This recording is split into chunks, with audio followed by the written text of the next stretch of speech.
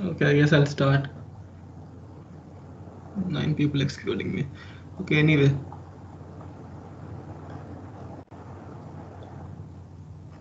Yeah, I've shared the link. Uh, in case you want to, revisit. If I'm at some place, if you want to look back, you can go ahead and take a look at the link, and you can scroll however you want to. So, yeah, let us revisit single view geometry, whatever has been discussed in the past two lectures, very briefly. We'll be coming back to this notion of normalized image coordinates again and again in this particular lecture. So these concepts are very important, right? So you have seen in previous lecture that x is the world point and c is the camera center. And how do you get the pixel coordinate? When you connect the world point to the camera center, when wherever that ray intersects with your image plane, that is called the pixel coordinate. So again, a few clarifications here. Do not get confused with too many frames or too many parameters. For the sake of this lecture, we will only be needing. Okay, wait, just a second. Yeah, for the sake of this lecture, we'll only be needing 2 frames. Over here, in the previous lecture, you have seen there can be, 3, 4 frames: sensor, image, world, camera, etc. But in this lecture, throughout the entirety of this lecture, we will consider camera center is say camera coordinate system is same as world coordinate system. The transformation between those two is identity. That is your first frame, and your second frame is the image plane. That's it, nothing else. 2 frames. One is image plane, which is the 2D, two-dimensional XY, and the second frame is your camera frame X, Y, Z. That is it. And one more clarification: whenever we talk about K in this lecture, let us think of it as just this, focal length, the most simplest matrix.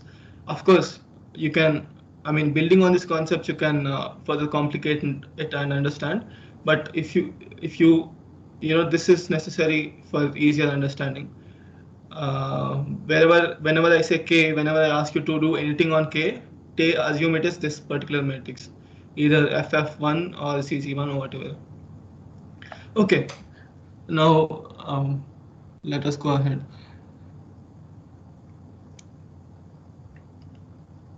Yeah, yeah. So I'll ask you one question to begin with. Um, so we have seen in the previous lecture that the world coordinate system, the coordinates of this particular point in camera coordinate system. Again, I'm repeating again. This is the same as world coordinate system for this particular lecture. It will be the coordinates will be x capital S comma capital Y comma capital Z. That you know. And the coordinates of this particular pixel in this particular coordinate system, image coordinate system, will be small x comma small y. That you're clear with, right?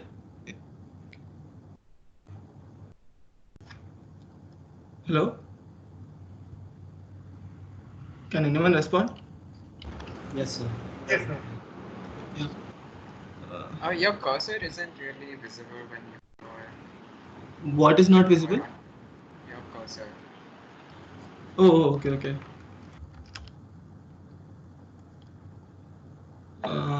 Let me try to.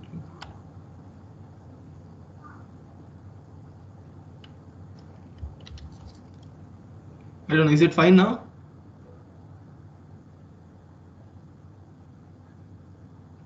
Hello.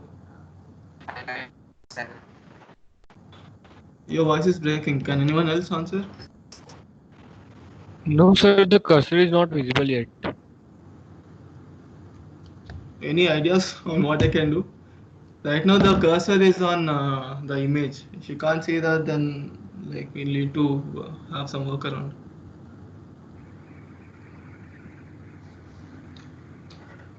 Uh, what do I do? Disable the dark mode. That would be the last. Okay, fine. Looks like I have no option.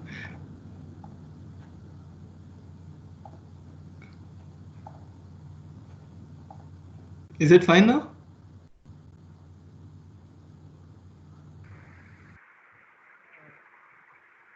Hello? Is I it think fine now? no. I think it's still not visible. Oh, where is your cursor right now? It's on the image, camera center image plane. No, I mean, it's not visible. I think. Okay. What do I do? Are you able to see the cursor outside this? As of now, can you see it? No. What the hell? No, I don't know what to do then. Um, okay, I'll just tell you what to look at. Like Okay. that's the best I can do. Give me 1 second.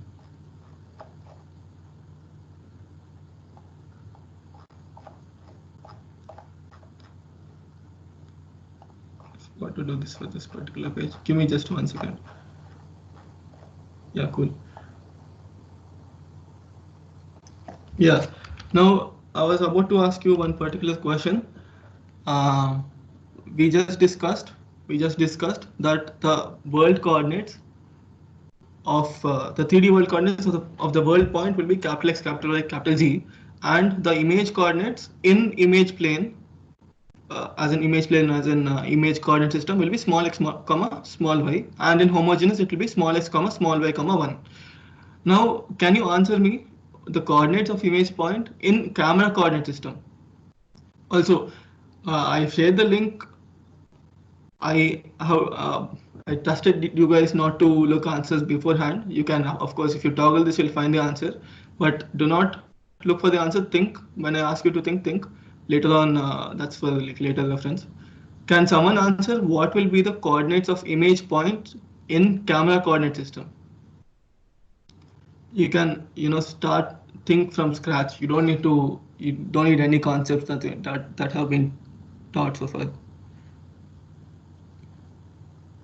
Anyone try attempt? Okay, I'll tell you. See, um, this the coordinates of this. Now the parameters that we have. Is someone answering? We'll add the distance from image plane, distance between cameras or region, cameras plane or region, and image planes or region. Right. So what will be the coordinates? Can you tell me in terms of something Sir, like ABC? sir, what is this point? P. This is P minus C is the distance on the z-axis. What is the distance? What have you learned? The distance between imaging plane and the camera center. What is the distance? The name of the distance. Yeah. Come on. Oh, what was that thing? Focal length. Oh, sorry, focal. Yeah, focal Yeah, length. that's okay. That's okay. Yeah, go ahead. Now answer it. So Answer the on coordinates. for the z coordinate, we will the answer will be this f plus the z coordinate with respect to image plane. For the x it would be the same. For the x it would be same, and for y also it would be same. Right, right, absolutely. You're absolutely right. So it will be x comma y comma f. Right. So I hope everyone got it. If you didn't, you can ask me. You can interrupt me anytime. Now, yeah. Now when we look at this x comma y comma f, what exactly is it pointing to? Now, within the camera coordinate system, when we multiply x comma y comma f with some lambda, it is actually giving me this ray joining capital C capital X. Unfortunately, you're not able to see my mouse pointer, so I'll just have to tell everything explicitly.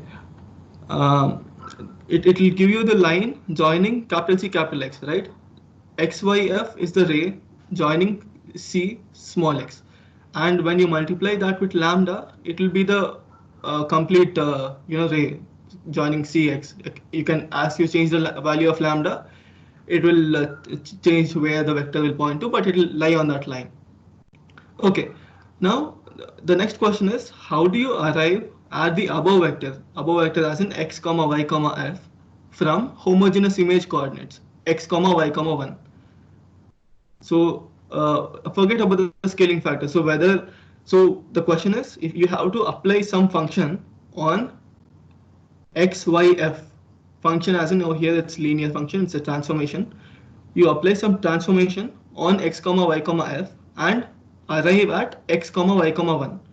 Now what I mean by forget about scaling factor is that even if you reach at let's say x by a, y by a, 1 by a, or ax, ay, a, instead of x, y, sorry, I meant you have to, just a second, yeah, sorry, you have to reach at xyf from xy1. So you have to apply a transformation on xy1 and reach xyf. So even if you reach something like x by a, y by a 1, which is the same as x by a or x by f, that is fine with me. Even if you give some answer like ax, ay, af, that is fine with me. So how do you, what sort of transformation do you apply?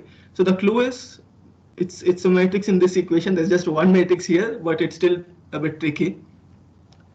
Can you answer it? What matrix multiplication do I have to do to x by 1 to reach x by f? It'll be the identity matrix 3 cross 3, but the instead of 1 in the 3 position, it would be f, right? Yeah, absolutely. So is that related to your K matrix in some way?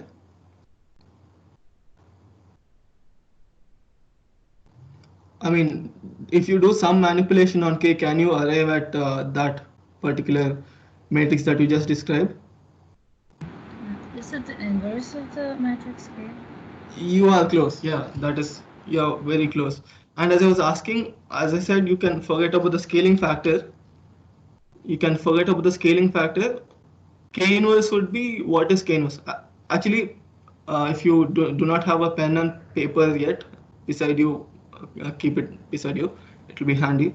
So K inverse would be, what would it be? 1, 1, 1 by f, right? So, wait. No, it will be 1 by f, 1 by f1. Am I right?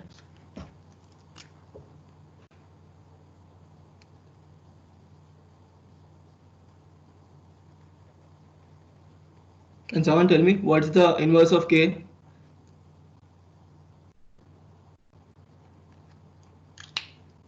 Hello? It will be 1 by f, 1 by f1, right? Yeah. Should Yeah. be that, right? So when you multiply that with x by 1, you get x by f, y by f, and 1, which is the same as x by f in homogeneous coordinate system. So this is something you should keep at the back of your mind for the rest of this lecture. We'll be revisiting these concepts multiple times, but you have to remember the transformation between xy1 and xyf and what actually xyf means. Xyf actually means this particular race is capital C, capital X. I mean, if you multiply by lambda, it will be that particular ray. I hope that's clear. Now let us move on to the intuition behind bipolar geometry. Yeah, so one view, two view, and view geometry, the exact difference, I think it will be described better in the next lecture. Right now I'll just briefly tell you. I mean, apart from the obvious fact that in one view you have one view and so on. So in two view geometry, we would like to leverage the projective geometry we have learned and extract as much as information that we can from the two view correspondences, or I'll come back to what exactly we'll be extracting depend on what is given. But essentially it is independent of scene structure. Whatever we'll be learning, we do not need to know what the world points are, what the 3D world points are. That is pretty amazing, right? Without even knowing the 3D world points, I'm able to get something out of the two views. It is only dependent on the camera parameters and relative pose. So scene structure is nothing but the 3D world. So that is why this is kind of very a useful thing in vision or robotics. I mean, in most cases, if this is a typical example, right? You have a robot moving in an environment. It's at location, let's say A, and it's a monocular camera, and it moves to location B. So, and it's still, let's say there's some overlap. It's looking at some chair. Now you only have a monocular image, a single RGB image. You have two RGB images since the robot has moved. Now you're asking the question naturally, using geometry, what sort of information can I extract out of these two views? So that is our objective for this lecture. Yeah, so I'll keep saying parameters, but in this particular lecture, the parameters that we'll be talking about are world points, image points, camera metrics, and relative pose. The relative pose, so I think world points and image points are quite clear. Camera metrics, you have seen the P matrix. And relative pose is the relative transformation between two robot views. I have just told you, right? The robot has moved from point A to point B. So let us say it is translated by 3 meters, 4 meters, and it's on a single plane. So let's say Z direction is 0, and it's rotated by 30 degrees about, let's say, some particular axis. So so that is the relative pose that I'm talking about. Right. Now in this lecture, we will be seeing two sorts of applications of this whole epipolar geometry. The first one is you know the camera parameter and relative pose between the two poses of a robot. So right now it could be, I mean, the applications which we see typically could either be a stereo camera. In stereo camera, you have let's say two cameras in one particular camera itself, as in they're separated by fixed distance. This is one typical application. Or another application could be a monocular camera moving around in the environment. So for that, the relative pose that I was talking about, if you know the relative pose and if you know the camera matrix, then you can get some information on the corresponding point. Let's say you are looking at some point, let's say the tip of the nose of a dog in the first image, and you would like to find out where it could potentially lie in the second image. Can you exactly find? Let us see to which extent you can find.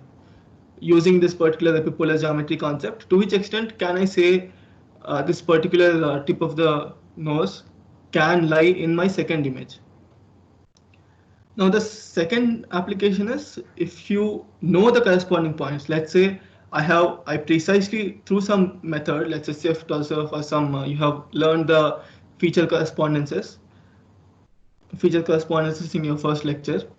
If you know that to a good accuracy, can you tell by virtue of knowing that alone, can you tell anything about K matrix and rotation and transformation and translation? So that is also a very big application, right? I do not know anything about the environment. All I know is okay, this particular point, some nose of a dog is corresponding to nose of a dog in the second image. That's all I know. I applied some SIFT or something. Let's not go deep into how I got that. For now, let us assume I got that. All I know is that much, and I'm saying I can extract the relative transformation between two poses, between those two views. And we'll see this is not to a complete degree, to a certain degree you can, but that itself is a pretty big application. Now moving on, let us look at the intuition. Although I have titled this as intuition, this is very important in understanding the upcoming sections. We'll be using this, we'll be applying this directly. So do pay attention. Okay.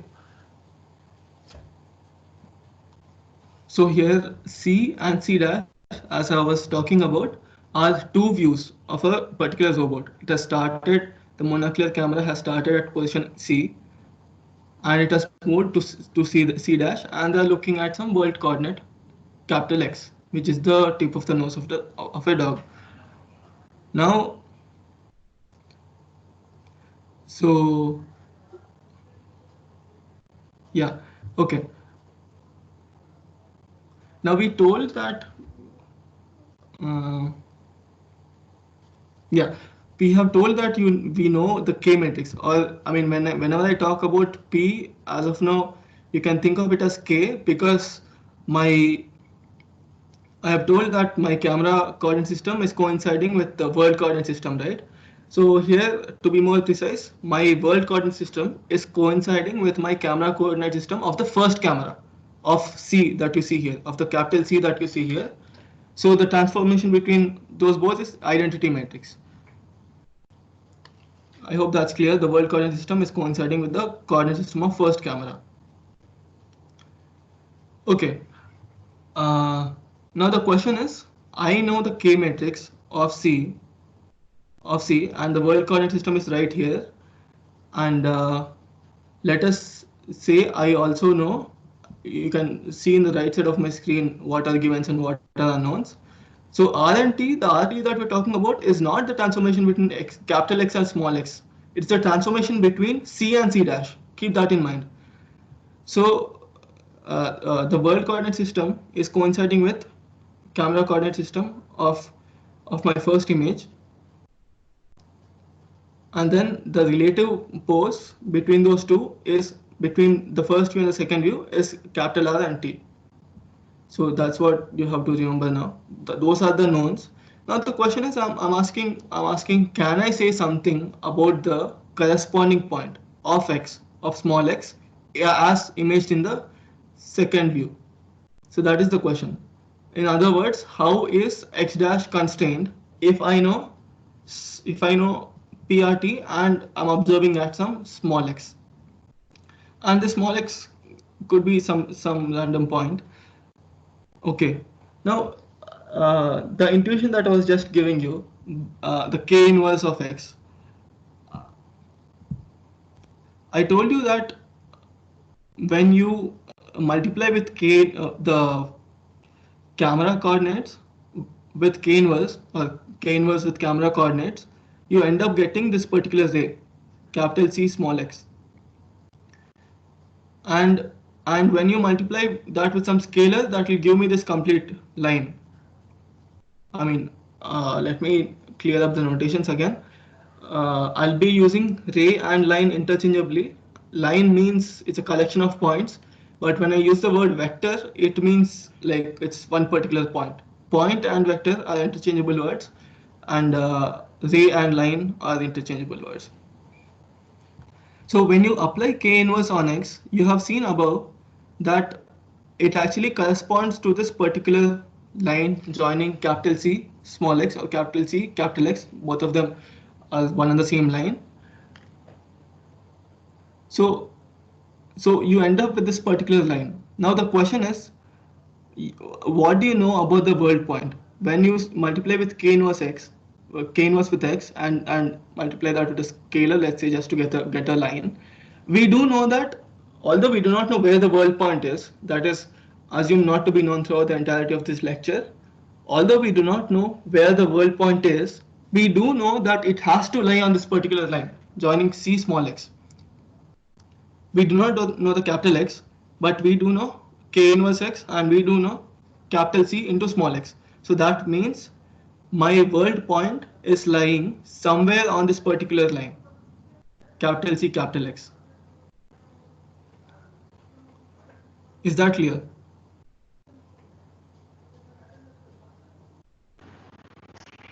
Okay. So now now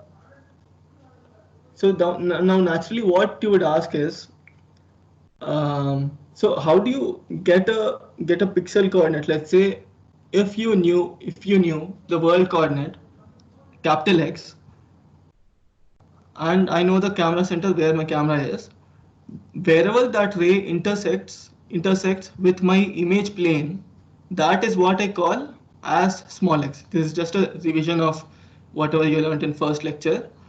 Wherever that ray intersects with your image plane, that you call as your pixel coordinate. Okay. Now with that understanding, now I just told you that the world point can lie somewhere on this particular line, small extending small x, capital C small x.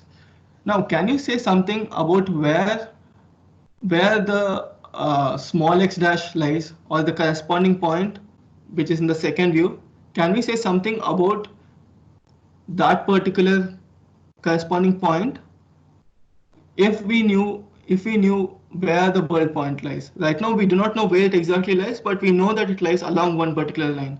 Can someone tell me where we can potentially say that the image of capital X can lie in my second imaging plane?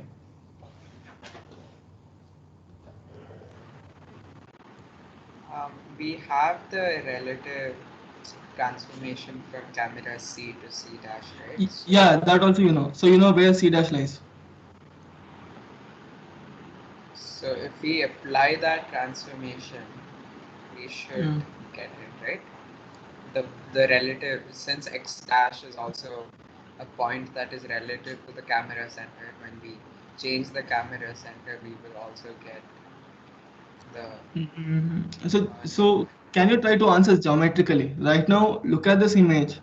Look at this image, and we know where C dash lies because you know RT, and it's a triangle.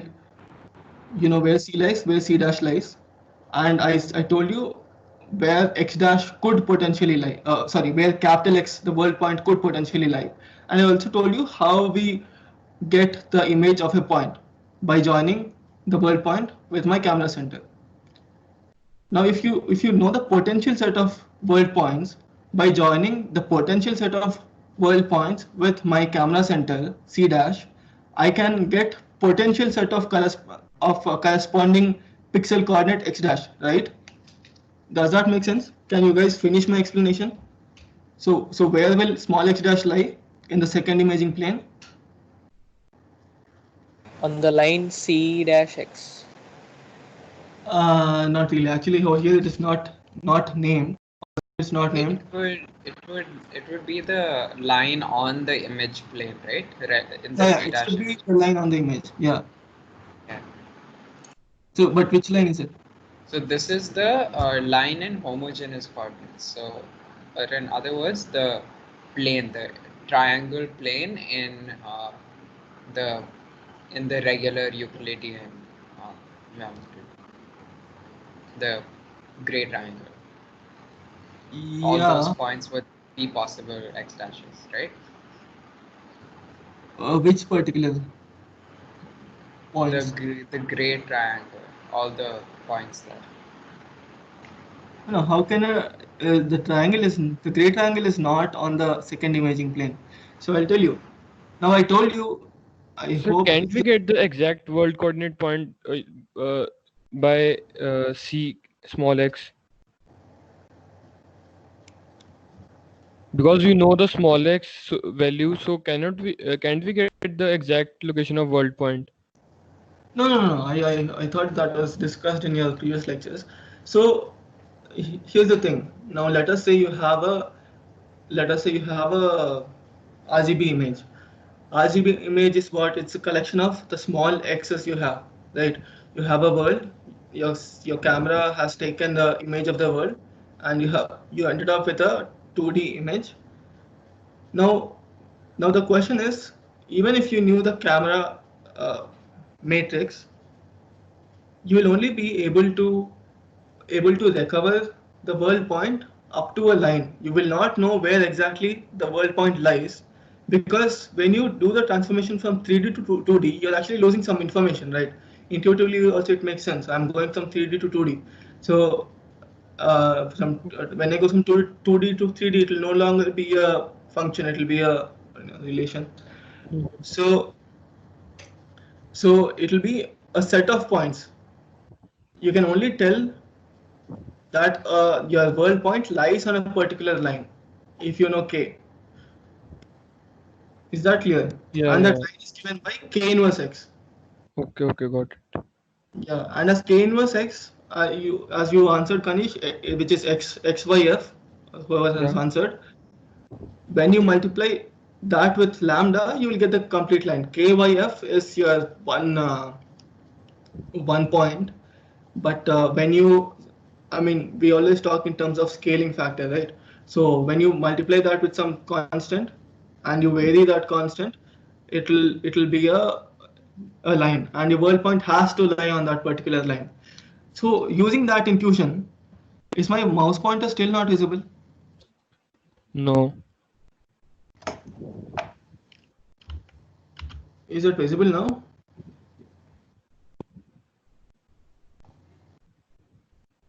Is it visible now? No. Okay.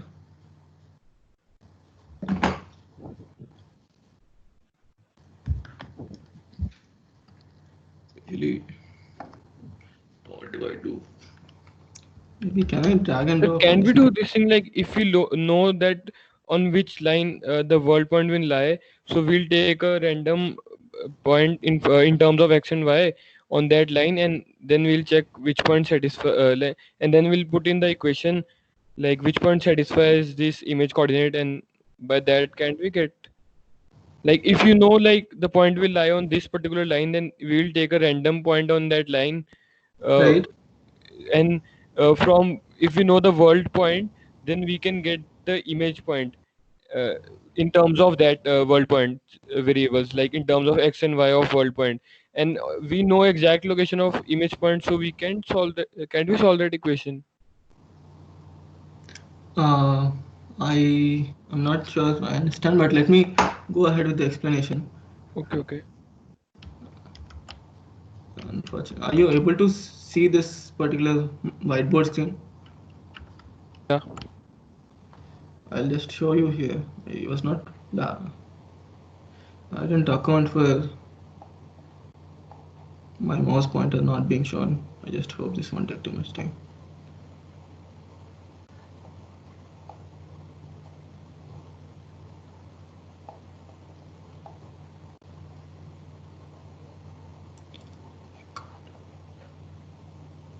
Okay, so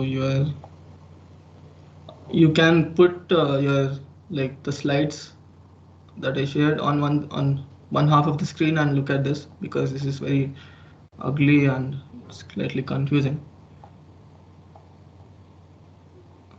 Okay, now we just discussed that your world point, when you do k inverse into x, you get this particular ray, and we just saw that you can you will not know the exact world point, but you can say it up to a particular extent, as in you can say that it lies on this particular line. It can be any point on this particular line. Your world point can be any of these points. Now your so the natural question is, if I know about, okay, the world point, I do not know it exactly, but I know that it lies somewhere on this line, and I know that. How do I get the image of a world point? I get that when I join my world point to my camera center. Yeah, let's say you know your camera center, where your camera center lies as well. Remember, you we just discussed that you know RT between C and C dash, so you know exactly where C dash lies in your world. So when you join this set of this line, this world point, this potential world point to your camera center, wherever it is touching the imaging plane, that is what we call as image point of second image. And you keep joining like this. Okay, there's no undo here, I think. You keep joining like this. So here it's very ugly, so it's somewhat difficult to understand. But if you look at this image, if you take bunch of world points over here the same on this particular line, I mean you'll have to merge your visualization somehow. If this is your, okay, I'll actually put it on two separate windows.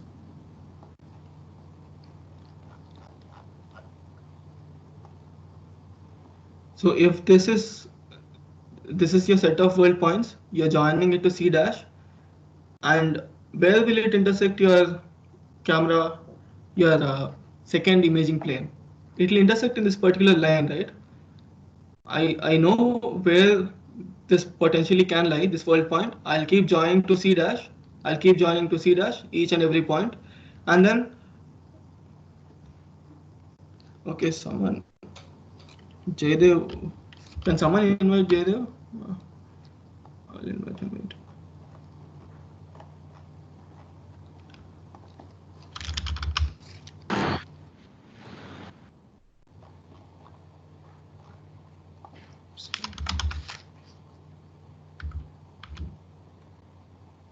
There. What's going on? Are you added, Jaydev? Okay, he's here, I think. Yeah. Okay. So, yeah, wait.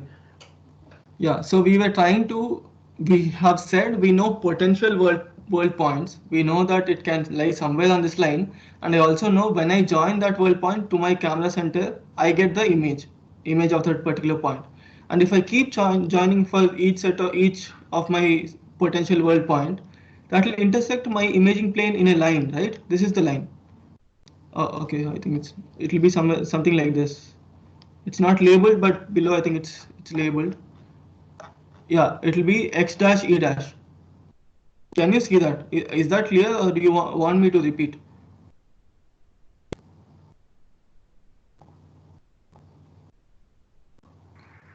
Can you just repeat it once? How did you get the line? Sure. So we have taken. So we told. Okay, I'll go back to your K inverse thing.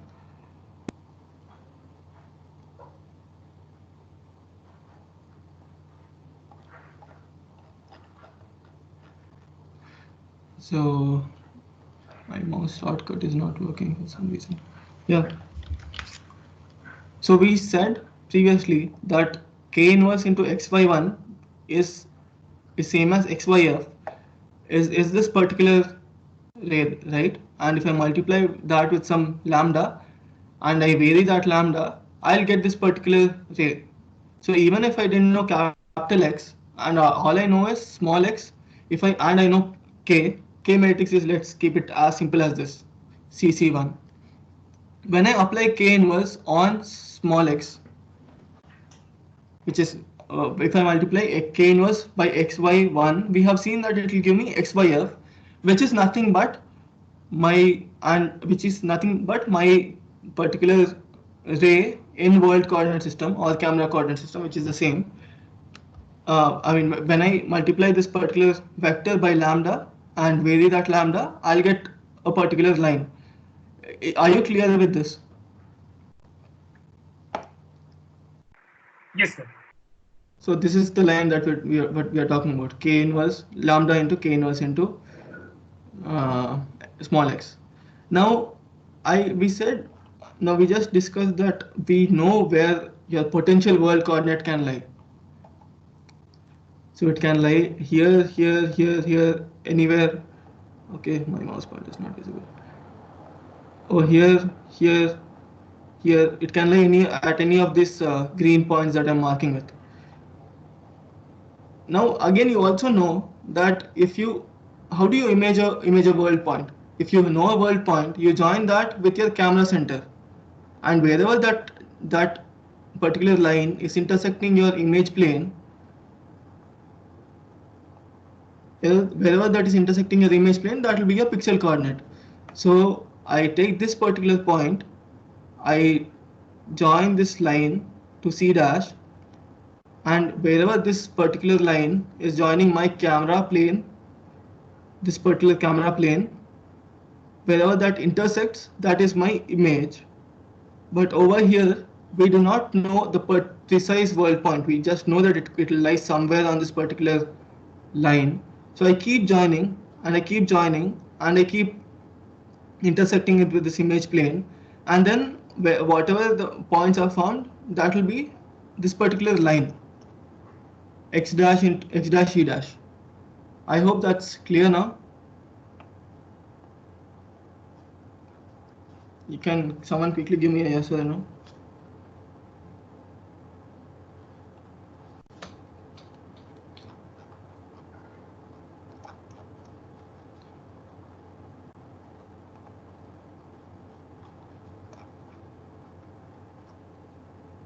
If some specific part not clear, you can let me know.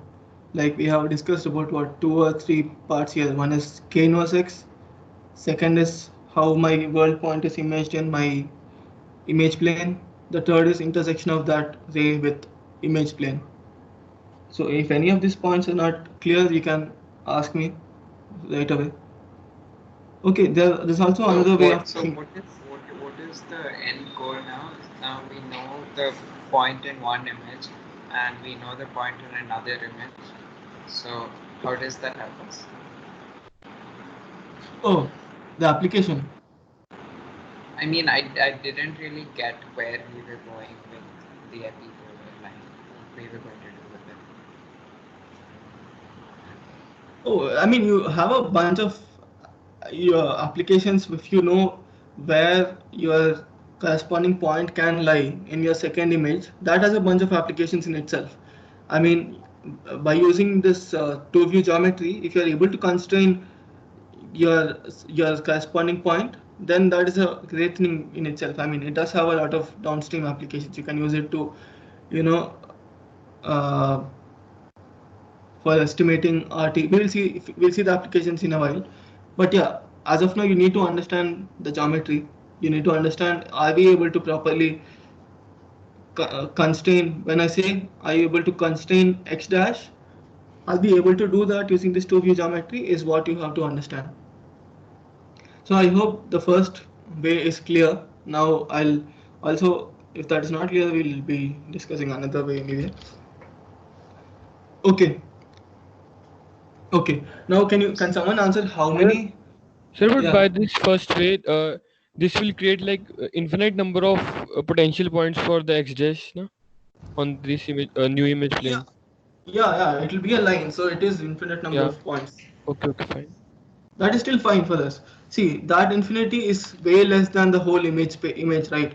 We are, Yeah. Yeah. we Got it. are Okay. yeah. So we have come from the whole image to a particular line, which is a big accomplishment in itself. Now let us discuss about a second way. Okay. Now can someone answer how many lines does it take to make a plane? How many intersecting lines, obviously? Quick guys, 11th, 12th, high school. 3, right? You just need two lines to make a plane, right?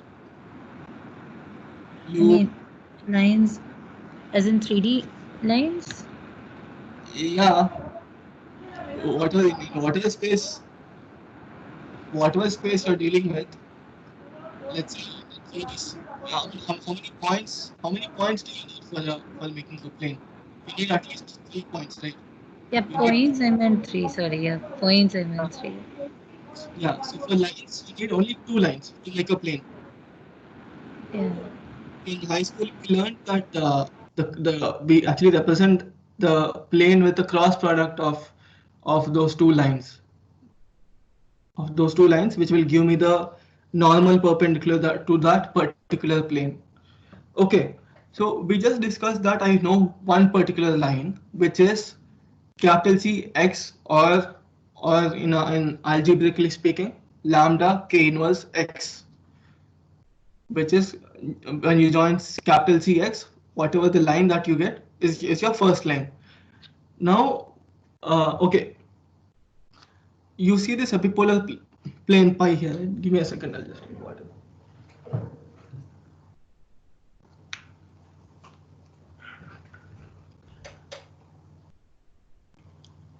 Yeah. So you see this epipolar plane here, right? Now, as of now, will find out how we get that epipolar plane later. But can you see here that wherever this epipolar plane wherever this epipolar plane intersects your second image plane, the intersection of your epipolar plane with your second image plane is your epipolar line, the epipolar line that we have been talking about till now. The intersection of this particular plane pi with your image plane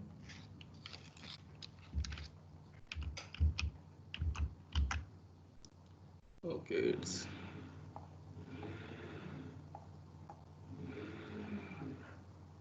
the intersection of this particular plane with this particular plane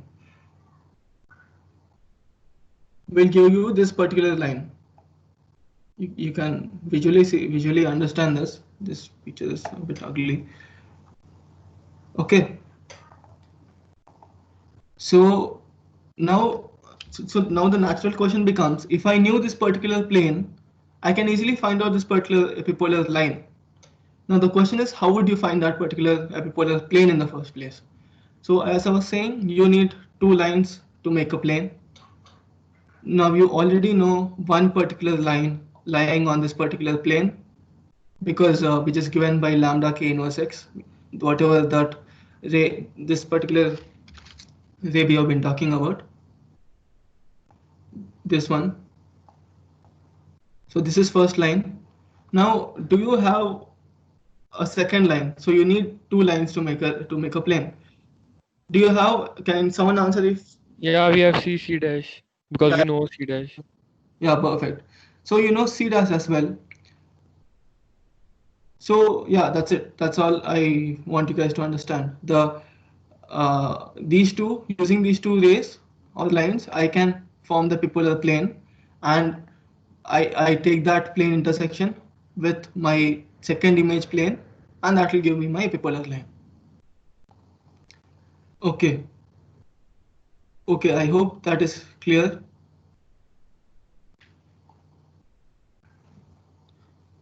This takes a bit of visualization. If it's not 100% clear, I mean, if you spend time on this on your own, I'm sure you'll be able to understand. If not, you can always reach me out later.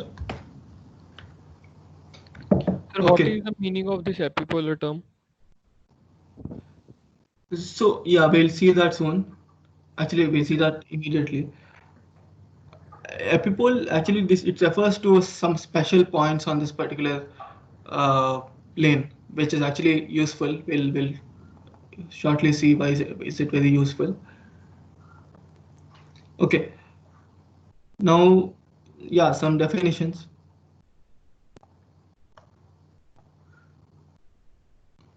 So, okay, now I'll ask you a question. What is the image of C dash in your first view or first image plane? Can someone answer me? This is, I'm calling C dash as my 3D world point now, and I want the image of that in your first image plane. Can someone answer me? What will it be? It is labeled here. Image of this point. So I can't. You can't see this. Should be How? E, right? Yeah, you're right. That's it. It'll be point image. Point E. So how do you get, if someone is still confused? You get the image of a particular point when you join that with your what do you call this? What do you call camera center? Yeah.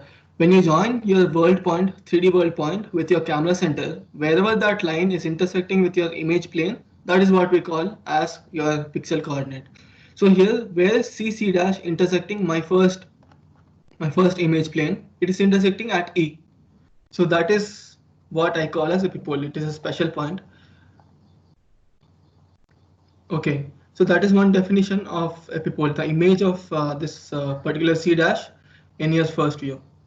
And also it can also be defined as intersection of this baseline. Baseline is what I'm calling CC dash. CC dash is my baseline. Intersection of that with your each of your image plane will give me E or E dash. As you can see here, E and E dash are given by this intersection of this line with your respective imaging plane.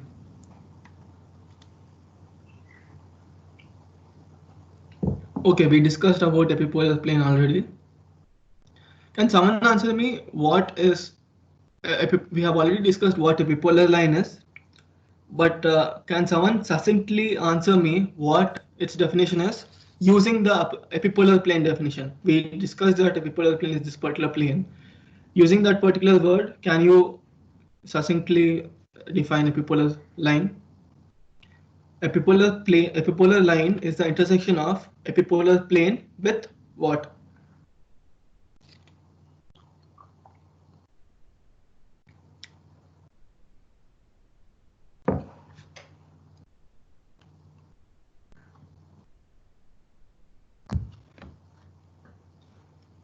Could you repeat the question? Okay. Epipolar line. Yeah, epipolar line, let us say L dash here in this particular image. Epipolar line L dash is the intersection of epipolar plane. Give me 1 second, I think. The fact that I'm not able to use mouse pointers become a big pain. Sorry guys, should have done a test.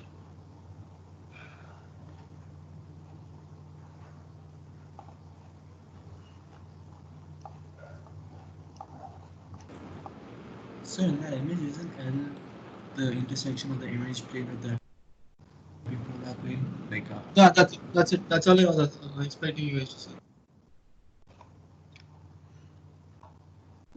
So epipolar line is nothing but the intersection of epipolar plane pi with each of your imaging plane.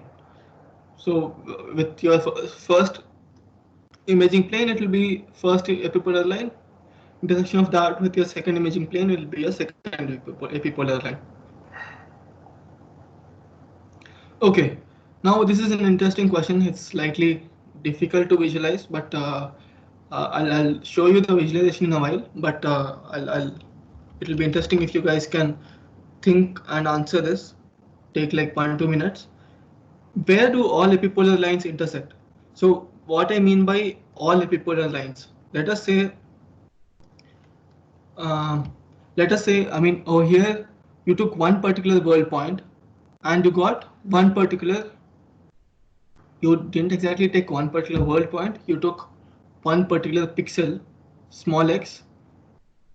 For that, how do I say this? Give me 1 second.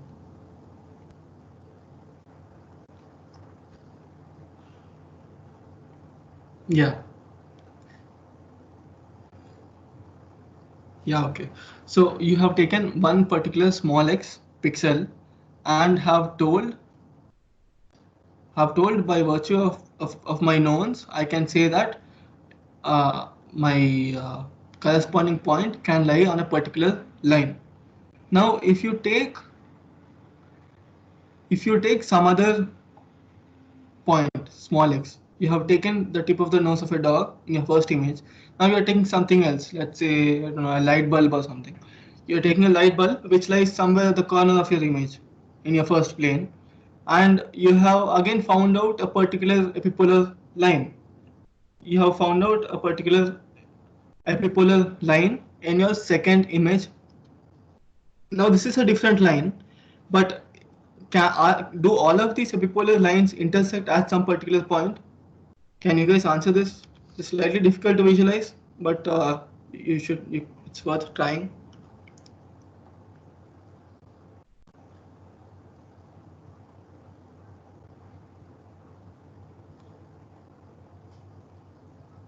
Okay, fine, I'll go At ahead. the intersection of all the image planes. There's just two image planes here. What do you mean all image planes? You have two. I said if there would be one more C double dash point, that's why I was saying. Here it would be intersection of these two image planes. What do you see? You have one image plane is your. This is your first image. Oh my god, this is very dirty. Okay, this is your first. Sorry, this is your first image. Yeah. And this is your second image plane. Yeah. So you only have three planes here. One is your first image plane, second image plane, and the epipolar plane pi. Mm-hmm. So So my I'm point. the point where these two image planes intersect. It No, would be a line. Sorry. no, not really. That is not. Will it, so basically the line between C dash, that is the same for all, right? So, Yeah. so should it lie on that line?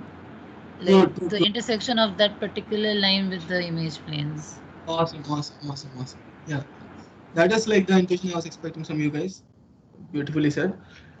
So, as she was just saying, so this particular line, let's call it E dash.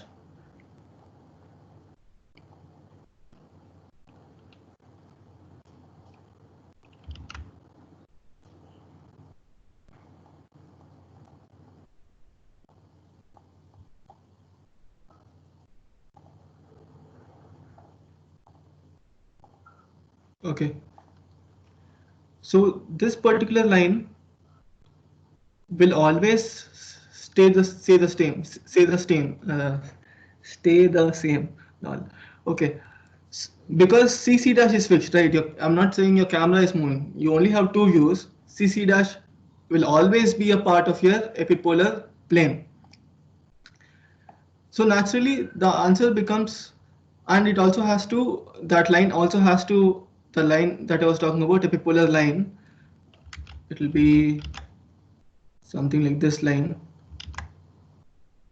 I can't show you the mouse pointer, but over here, let's say this is E dash. But I just give me 1 second. Yeah.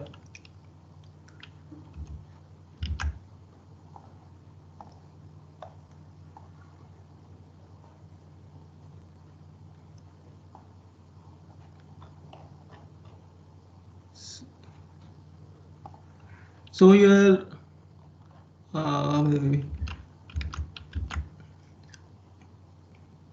your O1 or O2 will always be a fixed line, as in it'll, whatever be your x1, your O1 O2 will always be a part of your particular epipolar plane, and it also has to, your epipolar line always has to pass to O1 O2, right? So naturally, like if you can see the visualization here, even as your plane changes, all of them pass through this fixed baseline line, and the intersection of that with your each of your imaging plane forms the epipole, and all of your epipolar lines over here, you can see the visualization, as in the lines on each of the imaging planes. There are 3 lines on each of the imaging planes. All of them pass through your epipole, E dash, and I mean for that respective epipole. Is that clear? You can think of that plane as you're rotating that plane about that particular baseline. You held out a plane in your hand, and you're rotating it up about this particular baseline. Now, as you keep changing this, wherever this plane pi intersects your imaging plane, that will be each of your epipolar line. But as you are rotating this about this particular baseline, it will always also have to pass through E dash. Is that clear? E dash or E, its respective image plane. Okay, I think as one person has answered, I'm moving ahead. Okay, But this is the an question wasn't like that at which point the two epipolar lines will intersect. yeah, two all the epipolar lines. So these two lines will touch the CC dash individually, na? But they will not intersect on this. When I say epipolar lines, as in like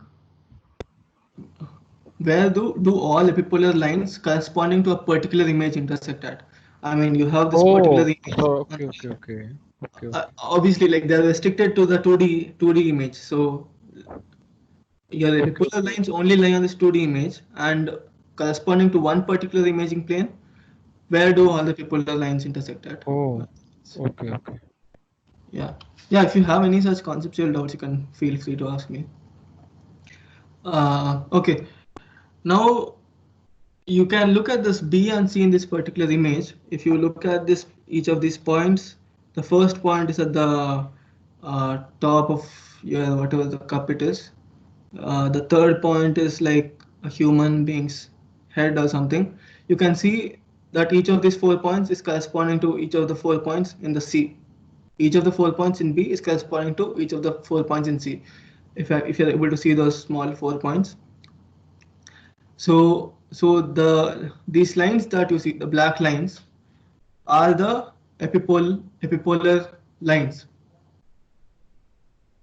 in both the images B and C. Those are the epipolar lines corresponding to that particular image or image plane.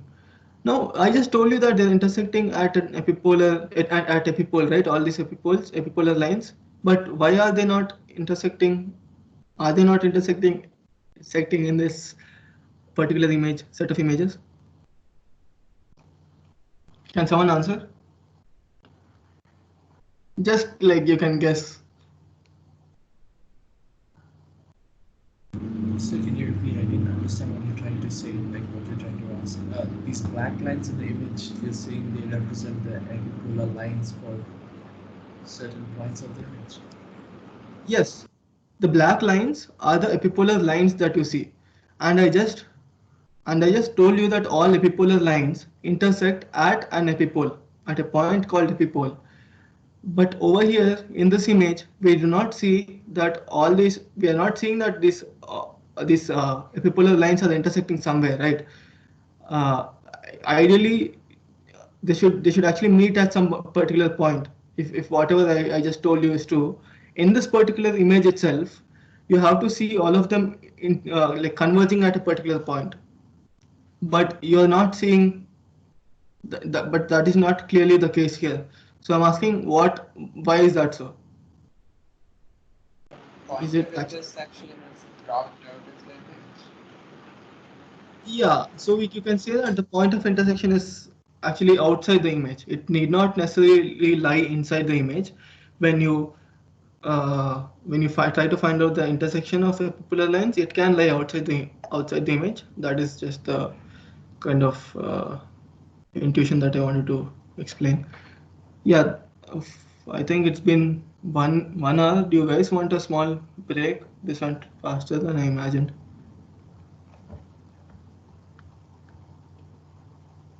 Do you guys want a small break, like a 5-minute break?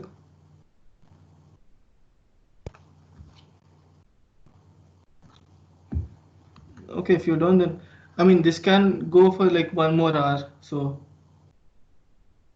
I told you it'll be for 2 hours.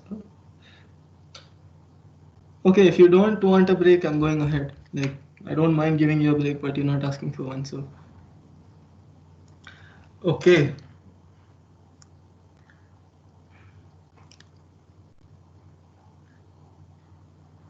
Okay, now we have discussed about the intuition behind the fundamental matrix F and how it can potentially constrain my corresponding point in the second image. Now the question is, how do you derive the fundamental matrix in the first place? Okay, we actually didn't talk about F, but we will see that uh, that is the main matrix that helps me constrain between these corresponding points. So the first derivation that I'll be talking about will be purely geometric, and it's slightly difficult to understand. It needs some strong hold on projective geometry.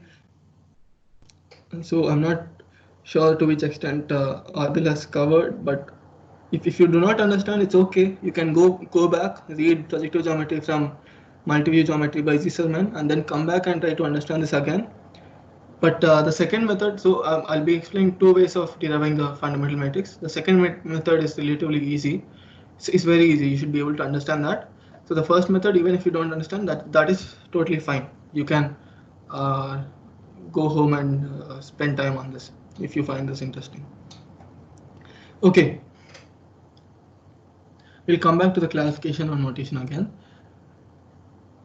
So yeah, now now the question is, I have told you that okay, x dash is restricted to some line in your second image, but I obviously want the algebra behind it. How do I put it into proper equations? So the way you do that in the first way, geometric derivation, the first step is what we call the point transfer via a plane pi. Okay, let's talk about projective geometry for a while. Now, if lines are mapped to lines, that is a projective transformation, right? I think Adil has beautifully explained this in his first lecture. So a typical example is let's say you have railway tracks. Although it's not, when you take an image, even though it doesn't look like a rectangle, I mean, it doesn't look parallel, it looks like they're intersecting somewhere, that is fine. That is still a projective transformation because lines still remain lines. The railway track still remain, they look like lines. So as long as that is true, I will say, I mean, that is called a projective transformation. So you can look at the cover image. So over here in this particular image, the lines, this building is naturally it's supposed to be straight, but this is taken from a fisheye lens, wide eye lens. I think Adil has also discussed about this example. But over here, the lines are no longer lines. The lines have become curved. So this is not a projective transformation. Is that clear?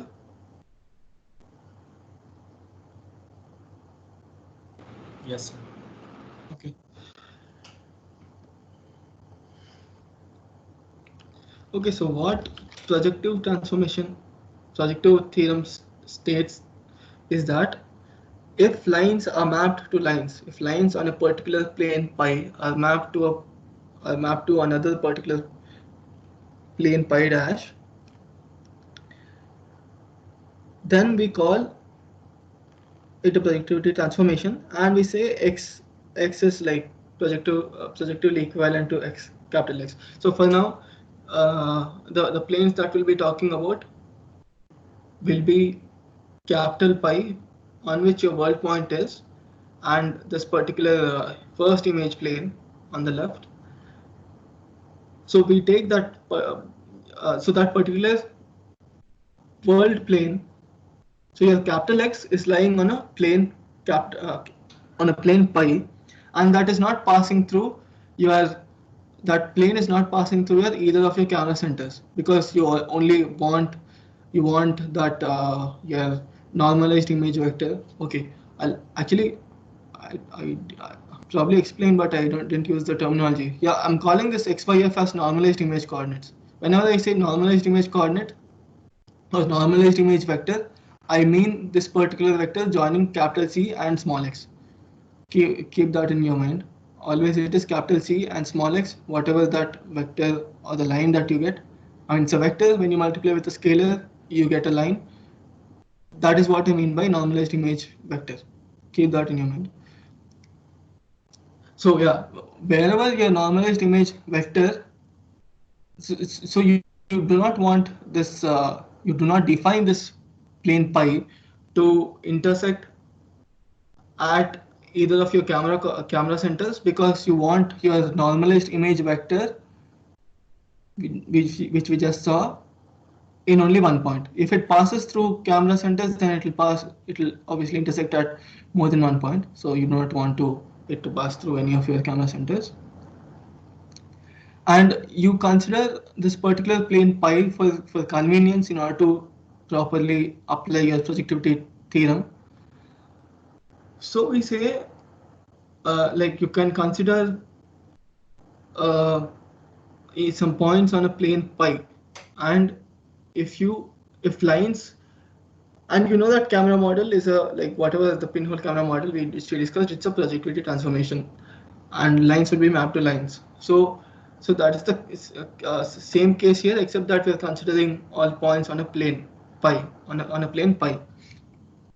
So we can say that capital X, since it's a projectivity transformation, we can say capital X is projectively equivalent to small x, and also capital X is projectively equivalent to small x dash. Equivalently, we can also say small x dash is projectively equivalent to small x. I'll repeat this again. In other words, we can say if a line is mapped from, I mean, this is easier for you guys to understand visually. If a line on a plane pi is mapped on, I imaged that line and I ended up with a line on imaging plane, in the first imaging plane. If lines are mapped to lines, it's a projective transform. And I know over here from pi to my first imaging planes, lines are mapped to lines. And I also know from imaging plane pi to your second imaging plane, since I'm just using a camera matrix P, it's a projective transformation. I know that lines are mapped to lines. So if lines are mapped from 1 to 2 and 1 to 3, then lines must be mapped from lines from 3 to 2 or 2 to 3. That doesn't matter because it's a full rank matrix. Like, so when we say they are projectively equivalent, we can describe it with a homography matrix, with a full rank homography matrix called H. So small x is equal to some h1 into capital X. You can also see whatever I'm saying algebraically. Small x is equal to some h1 into capital X. Small x dash is equal to h2 into capital X. So accordingly, you can describe, since I just told you projectivity theorem states that it's a full rank matrix, you can invert it. You can express x dash in terms of x, some h. So x dash is equal to some other h pi into small x. H pi will probably be what, h2 into h1 inverse or h1 inverse into h2, whatever. You can put it on paper. It's easy to put it algebraically, but the essential thing you need to understand from here is I can describe x dash from x by applying a transformation, a full rank homography matrix H. That is it. So that is what we call point transfer via a plane using the projectivity theorem. X dash is equal to H into X. Okay, that is your first step. Yeah. Again, Adil has explained you guys about points and lines and in homogeneous coordinates. Now I'll ask you something. Given 2 points, how do you get the equation of line? And we're talking in homogeneous coordinates. Can someone tell me? It's just a 2-word answer. Cross product. Yeah, absolutely. Perfect. So, okay. Yeah. Over here, I also told you that this epipolar line E dash, this epipolar point E dash, epipole E dash always lies on any of your epipolar line. E dash will lie always on any of your epipolar lines L dash in your second image plane and correspondingly respectively for first image plane as well. So you only have one point E dash, and the second point is X dash. Okay, and also here, let's go back to the clarification of notation. Now over here, what did we do till now to get X dash from X? I just told you I know capital X, and like I do point transfer via a plane. I express a matrix X is equal to H into X, H1 into X, and X dash equal to H2 into X, and then I can get this relationship. But in reality, you do not know where capital X is, so you will not get X dash precisely, but you do know that capital X, as I was saying previously, will lie on this particular line.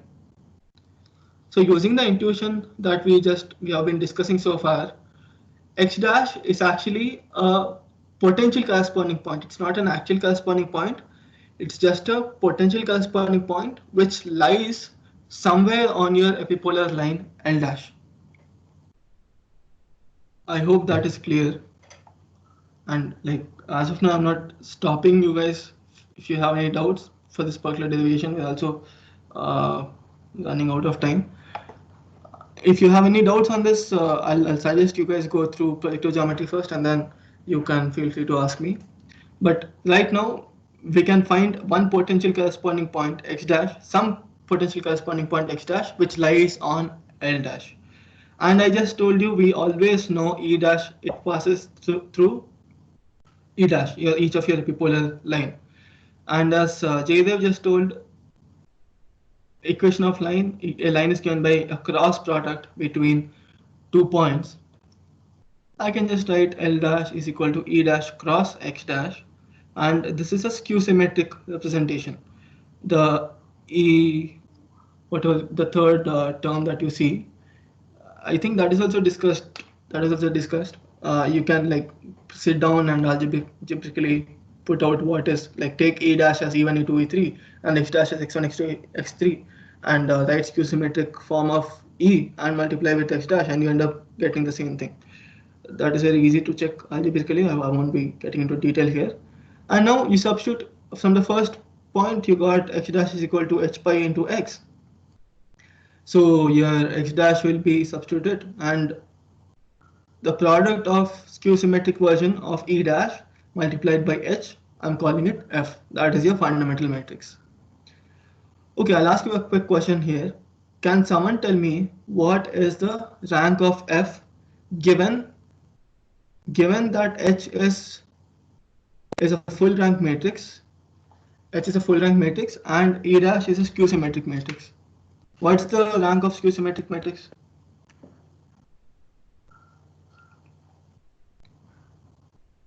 It's 2. Okay,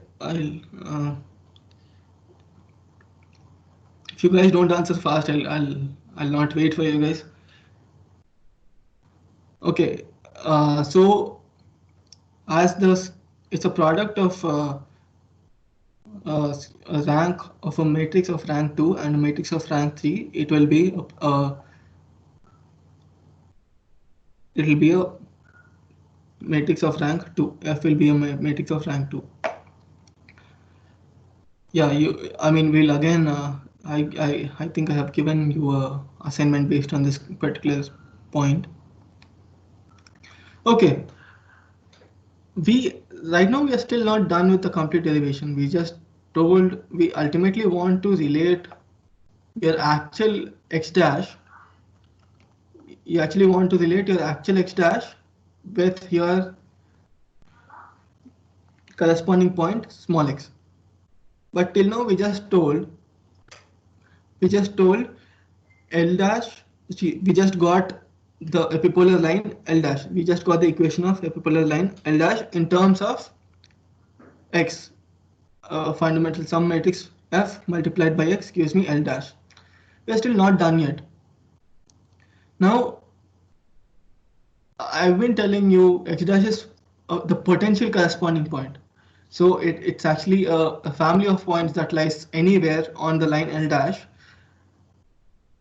And now forget about what are the potential corresponding point and all that. Right now we have a line L dash. We have arrived at a particular line, epipolar line, which is given by L dash. Now, if I had a corresponding point, x dash. Now, whenever I say x dash, I mean the actual corresponding point. Let us say it's the tip of the nose of a dog. You have seen it in the first image and in the second image also. And I'm telling you that you have it given in first image. Maybe it is at something like 240, 100 pixel coordinates, and in the second image it is something like 200, 110 pixel coordinates. If that is given, you know x dash, and x dash has to lie on L dash. So given a point passing through a line, you have L dash and a point x dash. What's the equation? Can someone quickly answer?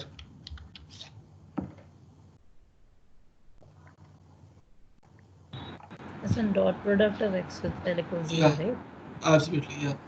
So it is either you can write it as L dash transpose into x dash or x dash transpose into L dash. Over here I'm writing it the latter way. X dash transpose into L dash is same as x dash into fx. And this is your very important equation. This is what we have been striving towards for the past 1 hour or so. This is what we want to reach at. Yeah, so this is your like more of a projective geometry sort of explanation. Right now it might not be completely clear, okay, what exactly f is, what exactly h is. All that we'll be discussing like right now in the next section. Okay.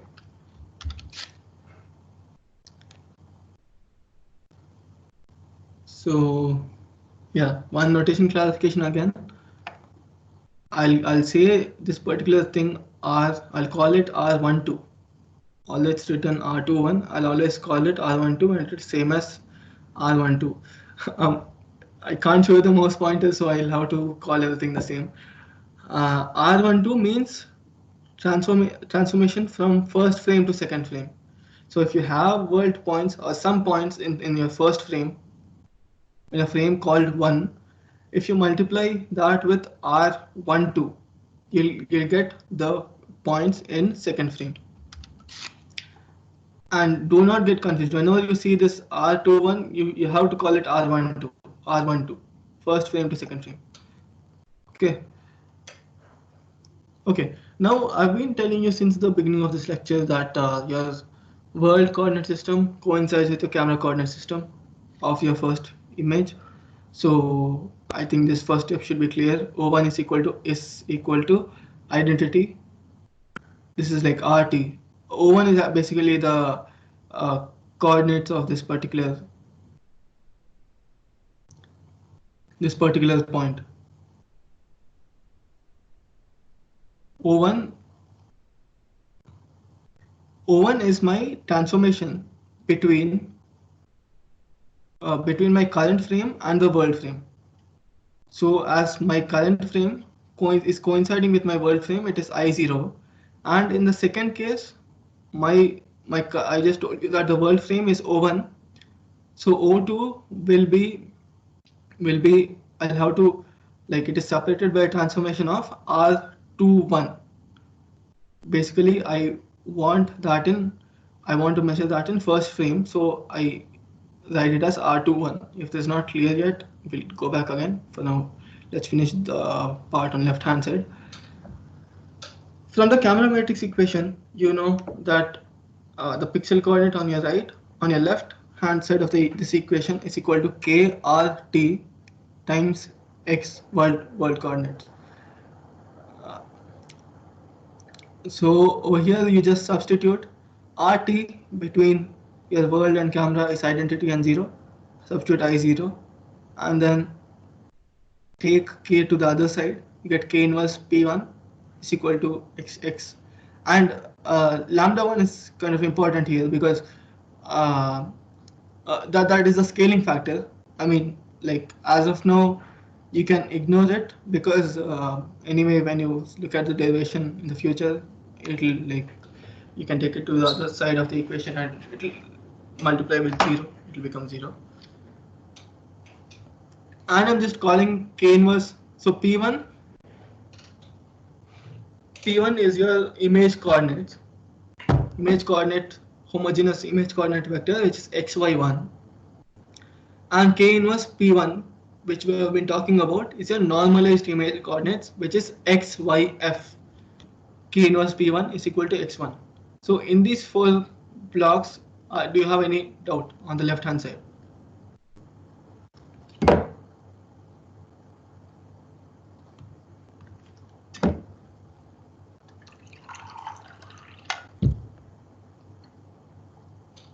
Is it clear? Can someone quickly give me a yes? If because you don't understand the left side of the equations, you won't understand the right equations. Am I audible? Can someone tell me if this is clear? Okay. Yeah. Okay. So yeah, so O1, you end up with this particular equation. Let us keep this aside for a moment. We'll be using it very soon. And what really is K inverse P? We have been discussing it since the beginning of the lecture. It gives me this particular array O1x. Okay. We'll come back to O2 in a short while.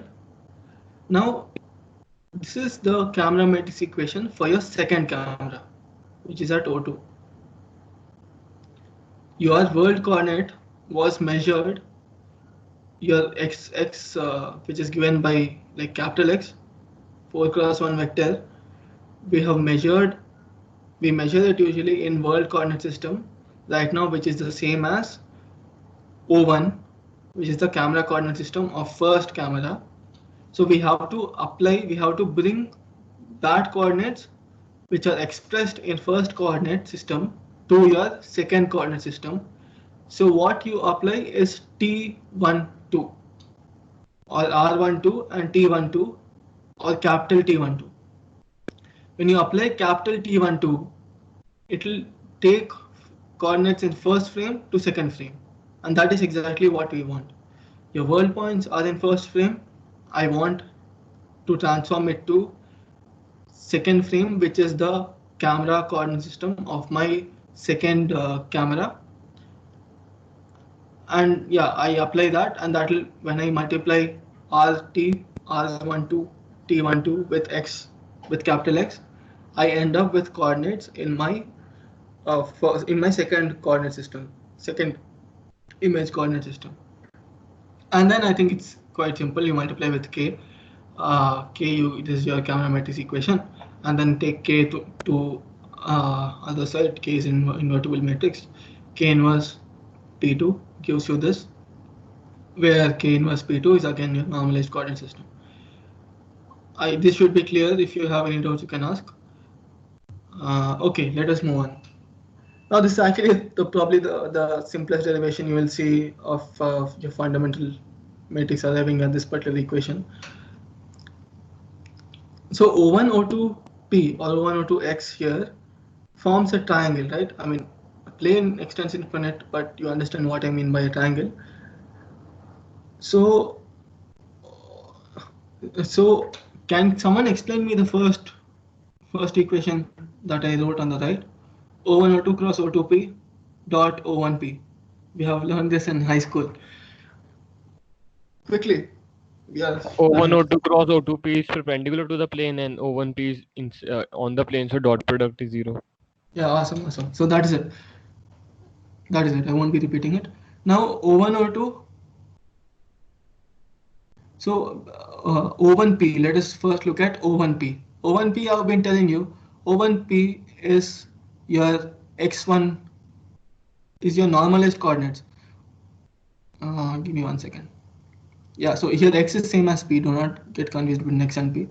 When I say O1P, we have been telling that ray is given by k inverse into p1 into some lambda, and I substituted k inverse p1 as x1 here, so it will be lambda 1 into x1. That should be clear by now. We have been talking about it from a long time. So O1P, this particular ray, O1P is nothing but x1. Do not get confused between the ray and the vector. Right now, like just think in terms of line, in terms of the ray, always, because all we're concerned about the scaling factor doesn't matter at all. You have 0 on the right, even if it's like lambda 1 or like 1000 or 500, whatever it is, it doesn't matter because you can send it to the right and it will become 0. Okay, now what is O1, O2? O1, O2 is this particular vector which is pointing from O1 to O2. So it will be T21, right? Like T, let's say it's like 2 coordinate 2 meters away from O2 is 2 meters away from O1. Its representation in first frame would be your O1, O2 bar. It's let's say 200. O2 is 200. That is nothing but given by T21. So that is your vector O1, O2, T12. Now this is slightly tricky. O2P is actually simply O2P or O2X is simply lambda 2 into x2, right? Or lambda 2 into k inverse into p2. That we've been talking about. Then why have I multiplied with R21 here? Can someone tell me? Can someone tell me why I had to multiply with R21? I had to multiply lambda 2 x2 with R21. Because to bring back everything into same frame, right? Yeah, absolutely. You want to ensure all these things are in the first frame. Since we started expressing by first frame, you convert this from lambda 2x2 would be in your second frame. Now you want to convert it to first frame. So it will be R21. R21 will bring back your coordinates in second frame to first frame. Okay, and then check the lambdas. And then whenever you have a cross product, you end up expressing it as algebraically in terms of your skew symmetric matrix T1 2 T1 2x into R1 2 Sx. You can see this. I don't need to read it out. So finally, you say T1 2 in the skew symmetric version of T21 multiplied by R21 is equal to E21, which E is your essential matrix that relates your normalized pixel coordinates of second frame in first frame. It relates normalized image coordinates of second frame to first frame, E21, and accordingly E12 would do the opposite. So that is your essential matrix. You need to remember this. It will be normalized pixel coordinates, which is actually the array. Now you substitute x1 and x2. From over here, you can from above you can substitute x1 and x2 as k inverse p1 and k inverse p2, and then if you just substitute here, f12 would be k inverse transpose. You can see this algebra. I don't need to read this out. So you end up with this final equation, and then there's a transpose here. So p1 transpose into f12 into p2, where f12 is k inverse t12. Sorry, it's t21. Forgive me for like calling it t12, but you should always call it t21, just to be clear. T2 transforming to 1. Okay. If like unconsciously I might call it T12, but do not get confused. It's always remember this particular line. So okay, now fundamental matrix relates second image to the first image in terms of pixel coordinates. Over here P1 and P2 are your x, y, 1. Here like x1, y1 1 and x2, y2 1. Yeah, I hope the derivation is clear to you guys. If you don't understand this, you'll need to ask me right now, because like the first derivation, it needs a bit of understanding of projective geometry, but this needs only high school knowledge. So if it's clear, I'm going ahead.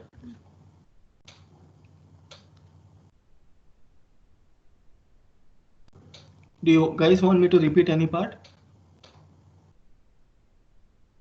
Okay, I'm going ahead.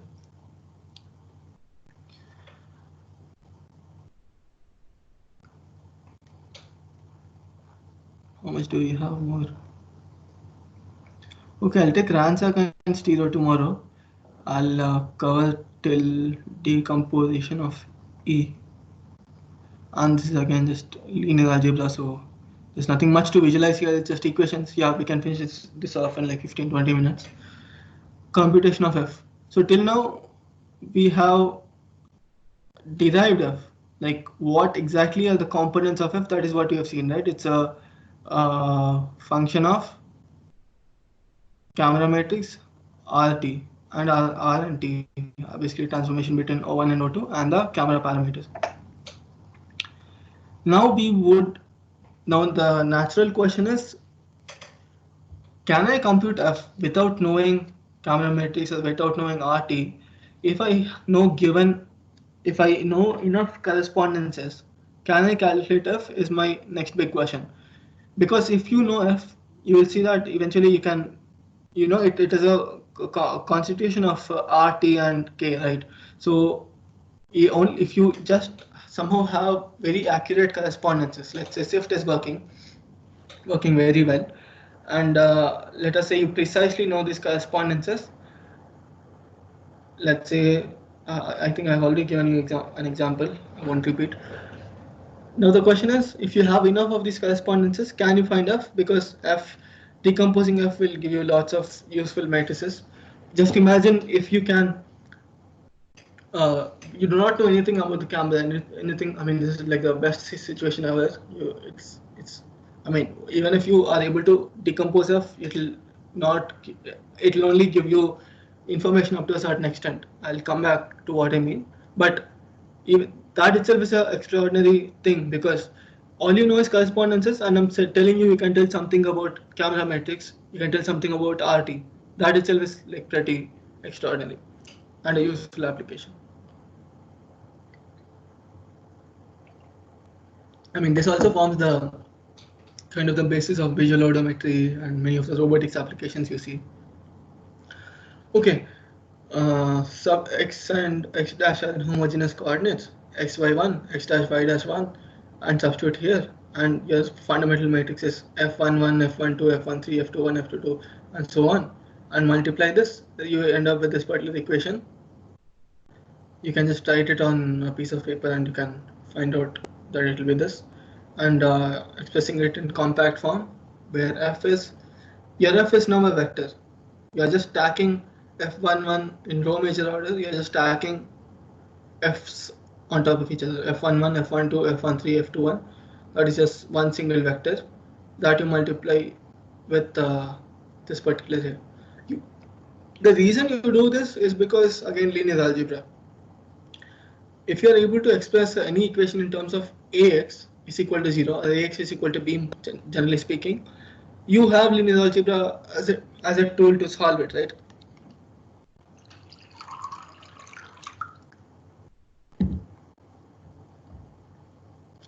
So that's why you express it as AF is equal to 0.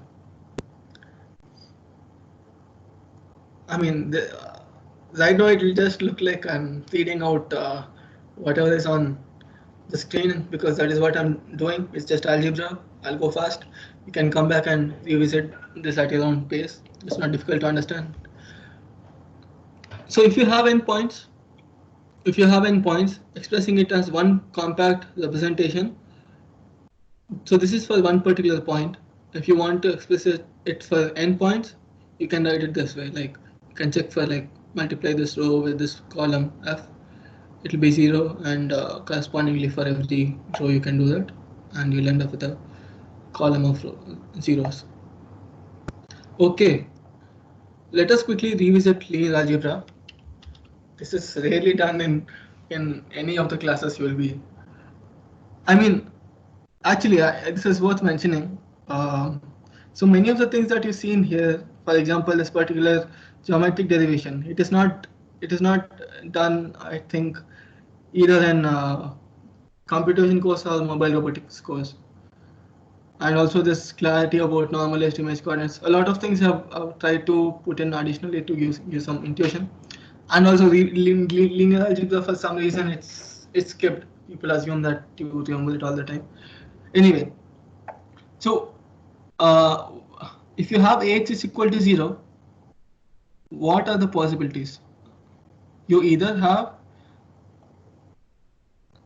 infinite solutions or 0 solutions. So if you do not have a full rank matrix, so these are my notes. This might be written somewhat informally, you can like correct it if something is wrong. So if it is not a full rank matrix A, then you always have infinite solutions. And if it is a full rank matrix, depending on your like number of rows is greater than number of columns or vice versa, it depends whether you have only a 0 vector as your solution or not. So if n is equal to 9, n here is 9, right? N is the number of elements. So wait, yeah. Okay, we'll come back to this later. So the number of elements that you have in F is 9. So the number of columns in matrix A will always be 9. If n is greater than m, that means you have, let's say, 5 rows and 9 columns. 5 rows and 9 columns. Then you always have at least one free columns. I mean, if you if it's and if M is 5, if you have 5 rows, you'll have more than one free column. You can make the initial part of the matrix, left side of the matrix, as identity, and on the right side, you'll always have these free columns. So you'll always have infinite solutions. Infinite as in it will be at least a line. If n minus m is equal to 1, it will be a line. If it's 2, it will be a plane, and so on. If m is greater than n, if you have more rows, then you'll get a zero matrix. You'll get a 0 as a solution, and again for invertible, you know. Okay, so which is the case that we're interested in? We do not want 0 solution, right? Obviously, we want something other than the 0 vector. So, and the thing is, it's in full rank. If it's not full rank, you always have infinite solutions, but it's rare for a matrix to be full rank, for it not to be full rank, because you always have this noise. It's very rare for it to be coincidentally the determinant becoming 0. So you will not talk about this case much. So if it is full rank,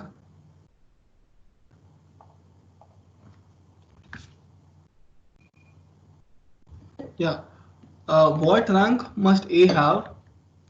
I just showed you the answer, I think, but you can try again. What rank must A have? In our case, now I've just explained you linear algebra generally speaking. If you want to apply this to AF is equal to 0, now I just told you that you always have infinite solutions. The minimum case is a line. But now what I'm asking is, what rank must A have for solution to be unique? Of course, non-zero. For solution to be unique, can someone answer it? Is it possible? If you have Ax is equal to 0, I just told you it's not possible to have a unique solution. You always have at least a line of solutions. Now I'm asking you, can it give me a rank of A for which it can be unique? What is going on here?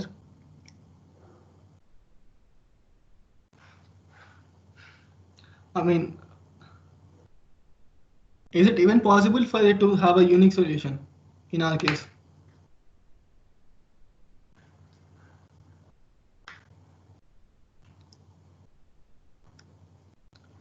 Okay.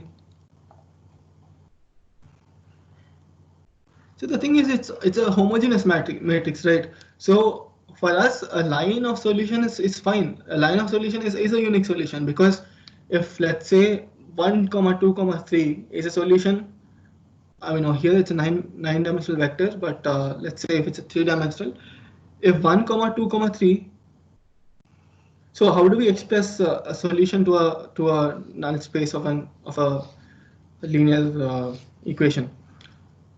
We express it as lambda into some special solution. But in our case, lambda, let's say the vector is ABC into lambda, or lambda A, lambda B, lambda C. In our case, lambda A, lambda B, lambda C is same as ABC, because we was only looking at number of unique ratios. That is our degrees of freedom. So even if I end up with a solution as lambda A, lambda B, lambda C with lambda as changing, that is still a unique solution for me, because I'm working with homogeneous coordinate system. I hope that is clear. So what happens if less or more?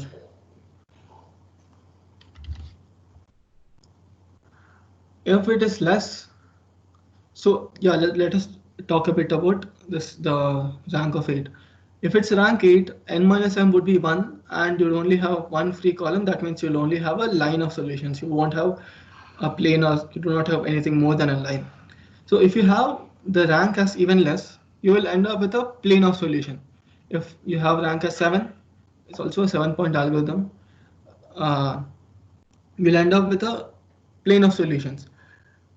I'm just telling you that it is possible to, if you go deep into your MVG book or read some papers, they do explain the solutions for this case as well.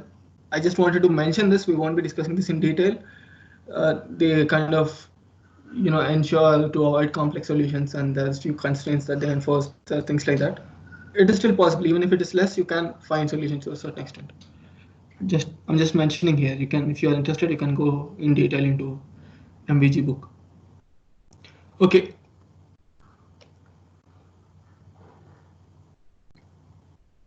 But in most scenarios, we are concerned about what happens if it is more,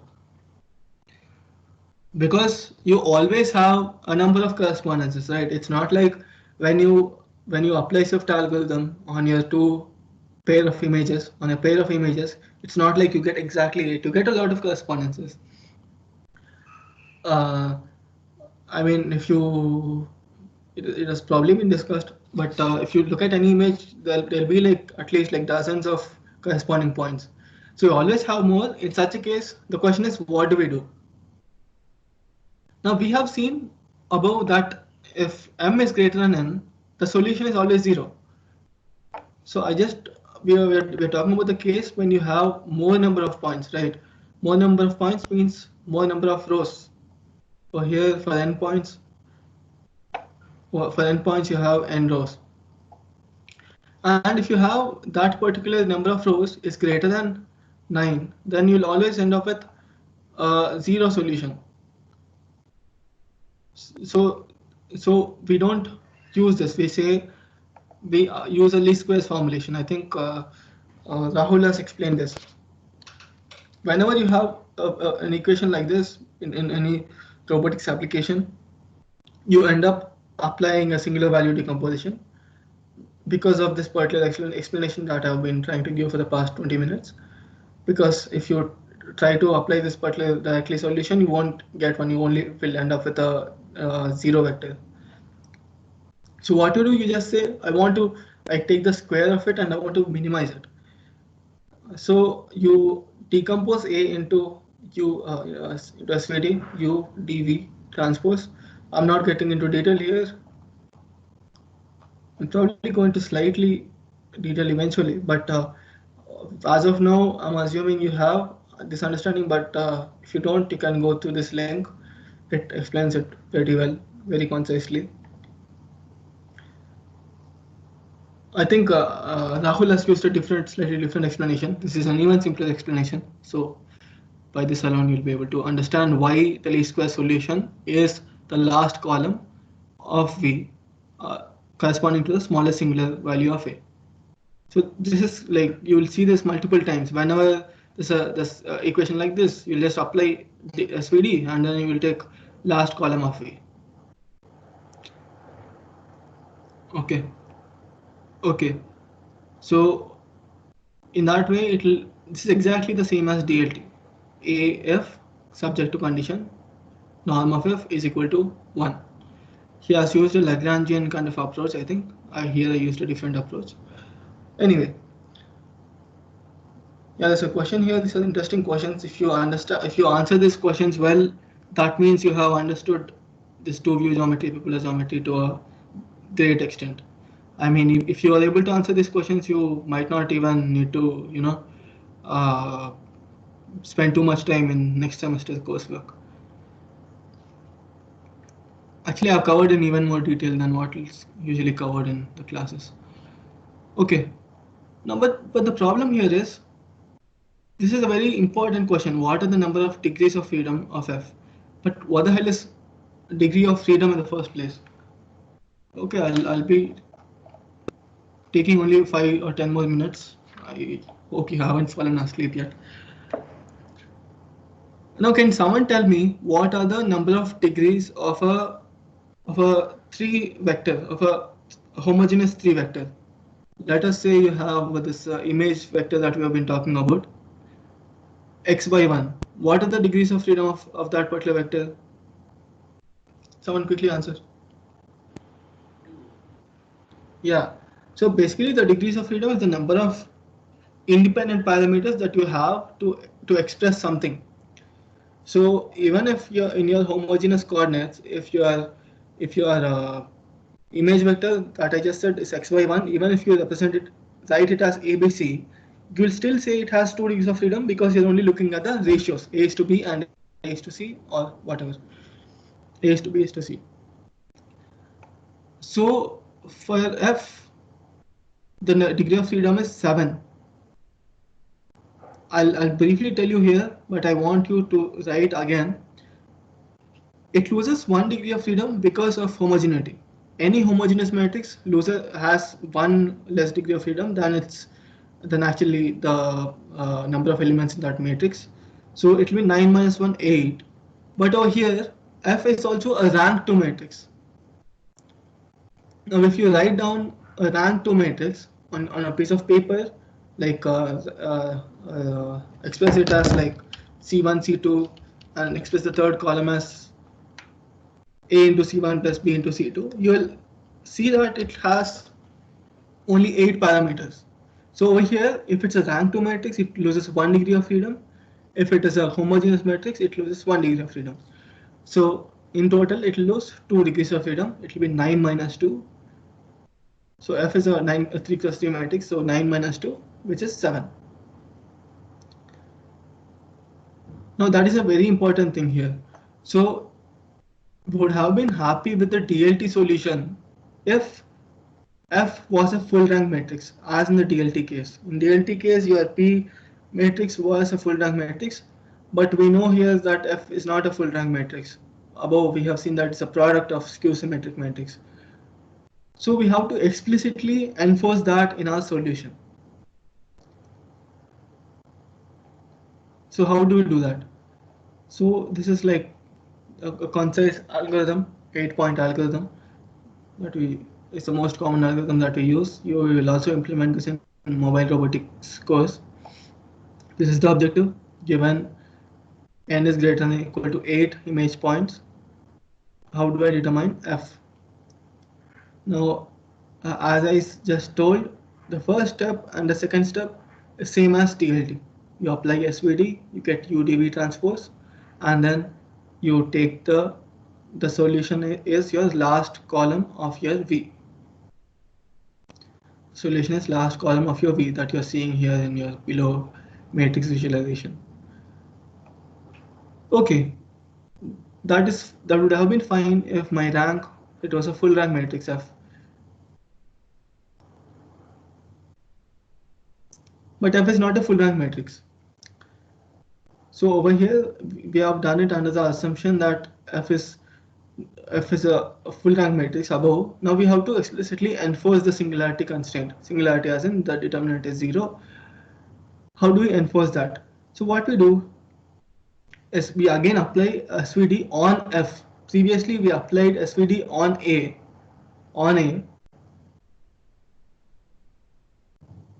And said the solution is the last column of V corresponding to the least singular value.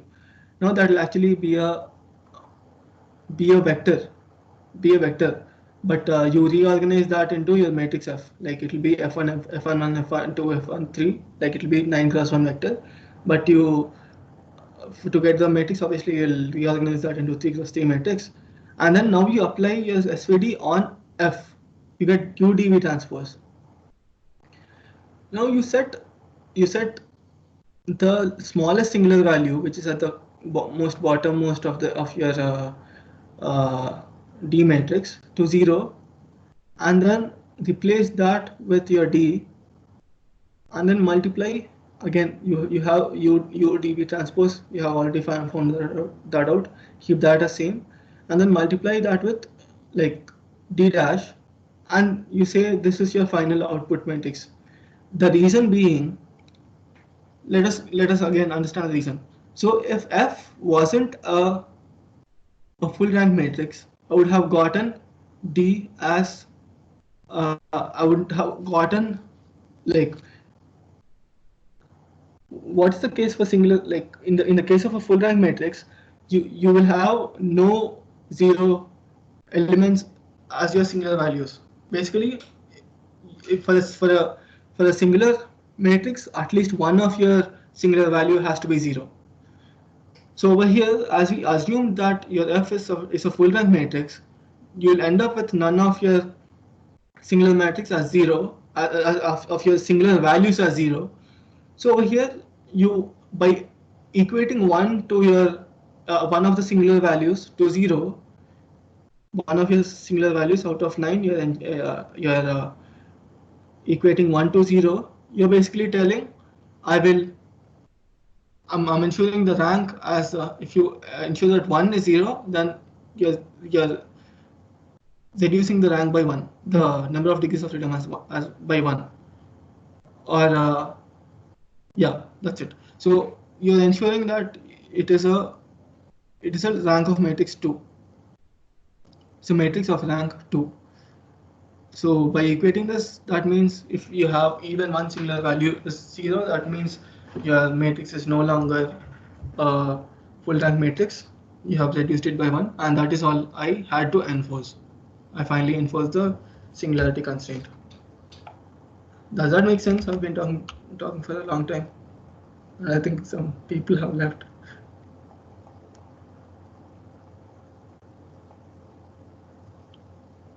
Is that clear, guys? Yes, sir. Yeah, if that's not clear, what you could do is you could go through this link first, understand what is it in the DLT case, and then come back and then try to understand this. Also, over here, this is an important point. In implementation, you have to normalize your A matrix, because your A matrix can kind of explode here. Let's say you have your image coordinates as 300, 300. Over here, it could be 9 into 10 power 4, and here it could be 300. Like, it will tend to explode. So what you do is, to avoid these numerical instabilities, you kind of normalize. You divide, you subtract it with a mean and divide with number of points. There are many ways of doing normalization.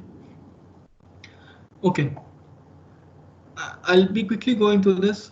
If you want to get into too much detail, you can go through the Risserman book, 9.5, 9.6. Yeah, so far we have been discussing how to estimate f. You have successfully estimated f, or you have, let's say you have estimated E. Now, what is of use to me is this RT matrices, right? I kind of want to, you can also decompose f, but that's slightly more complicated. I haven't included here. E is a composition of, it's a function of your translation and rotation. Now, if I can decompose E1, 2 into these two matrices, that will actually be a very useful thing for me, right? All I'm saying is, all I have is my corresponding points, some using SIFT or something like that, SIFT or Harris or SURF, and then I'm telling I can get rotation and transformation and translation between two views, which is a pretty extraordinary thing to obtain from very little information that I have. So this is kind of like I have written down it. You do SVD of E, two possible factorization, two possible values of S and R. S the same as your T12 symmetric version of T12 here. It would be these things, like R could be UW V transpose or UW transpose V transpose. I won't get into too much detail here. I've already taken 2 hours. Okay, fine. Tomorrow I think we can continue with RANSAC and stereo camera, and there's still like 1 or 2 more concepts. Any doubts, guys?